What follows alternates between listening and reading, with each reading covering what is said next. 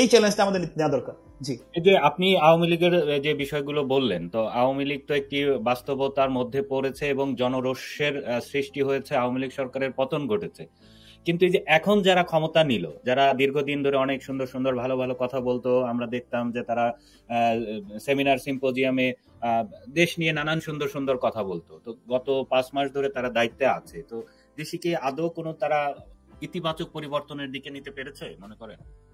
না, দুঃখিত, এটা তারা করতে পারছে না। এবং তাদের একটা ভালো মানুষের মুখোশ ছিল, যে মুখোশটা এই 5 মাসে খুলে গিয়েছে। আমি স্পষ্ট বলতে চাই যে এটা মানুষও বুঝতে পেরেছে। বিগত 5 মাসে আমি যদি বলি যে আওয়ামী লীগের কিছুই করতে হয় নাই, আওয়ামী লীগের যে কতটা সঠিক ছিল, এবং আওয়ামী লীগ যে আসলে অ্যাকচুয়ালি মন্দের ভালো এবং ভালো বিকল্প, বেটার অপশন, সেটা কিন্তু ইতিমধ্যে প্রমাণিত। বিগত 5 মাসে কমপক্ষে আমার দৃষ্টিতে নির্মোহ ভাবে যদি বলি 25 থেকে 30% আওয়ামী লীগের জনসমর্থন ভোট বেড়েছে। মানুষ বলছে আগে ভালো ছিলাম, এবং তারা মিন করে এটা বলছে। আজকে সারা দেশে যে অনিয়ম, দুর্নীতি, কমপ্লিট ললেসনেস চলছে, আজকে একটা পরিবার সন্ধ্যার পরে বেরোতে পারে না, ভয় পায়। তারা জানে যে গেলে ছিনতাইকারী ধরবে, না হলে আমি লুটপাটের শিকার হবো, কোনোভাবে আমি এমন একটা পরিস্থিতি হবে, এবং সেটা আমি প্রতিকার পাবো না। প্রতিকার না পাওয়া যে অনাস্থাটা সৃষ্টি হয়েছে, এটা সর্বোচ্চ। এবং আপনি দেখেন যে মরার পর খারাপ ঘায়ের মধ্যে এমনিতেই মুদ্রাস্ফীতি, সেখানে আপনার এই যে এই রিসেন্ট 15% মানে ভ্যাট চাপিয়ে দেওয়া হলো। তো এরকম আত্মঘাতী, জনবিচ্ছিন্ন বা জনবিরুদ্ধ সিদ্ধান্ত একটার পর একটা তারা নিচ্ছে মন মতো করে। তারা কোটার জন্য আন্দোলন করে, তারা বারংবার সেই কোটাকে আবার এস্টাবলিশ করছে তাদের মন মতো করে।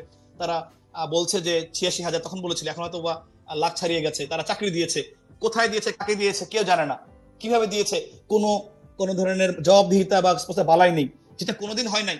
আমাদের শ্রদ্ধেয় আমার ডিপার্টমেন্টের টিচার আসিফ নজরুল স্যার তিনি বলেছিলেন যে এক সাংবাদিক রোজিনার বাক স্বাধীনতা নাকি কি বলে সমস্ত রাষ্ট্রের গোপনীয়তা হচ্ছে গুরুত্বপূর্ণ, তিনি স্ট্যাটাস দিয়েছিলেন। তো সেই সাংবাদিকরা আজকে সেই সচিবালয়ে, যেখানে গোপনীয়তা রাখার জন্য তারা সাংবাদিক প্রবেশ নিষিদ্ধ করে দিলেন, যেখানে আপনি বলা হচ্ছে যে তারা রিপোর্ট দিচ্ছে আগুন লেগেছে শর্ট সার্কিট থেকে, বা কারো ব্যক্তি কারো দোষ নেই, সেখানে আবার তার সাংবাদিককে ঠিকই। কিন্তু তাহলে বোঝা যাচ্ছে যে এই সাংবাদিকদের অ্যাক্রিডিটেশন কার্ডটা বাতিল করার জন্য, তাদের মন মতো সাংবাদিক দিয়ে সচিবালয়ে ভরানোর জন্যই তারা আগুনটা লাগিয়েছিল, অথবা তাদের দুর্নীতি আড়াল করার জন্য। এরকম বহু ঘটনা যেটা তারা চেষ্টা করেছে ঢাকার, শাক দিয়ে মাছ ঢাকতে পারে নাই। সবকিছু কিন্তু জনগণের কাছে স্পষ্ট হয়ে যাচ্ছে, যে যেটা বলা হচ্ছে এনজিও সরকার, বা যেমন খুশি তেমন সাজা সরকার, যেভাবে মন চায় তারা সেভাবে চালাচ্ছে।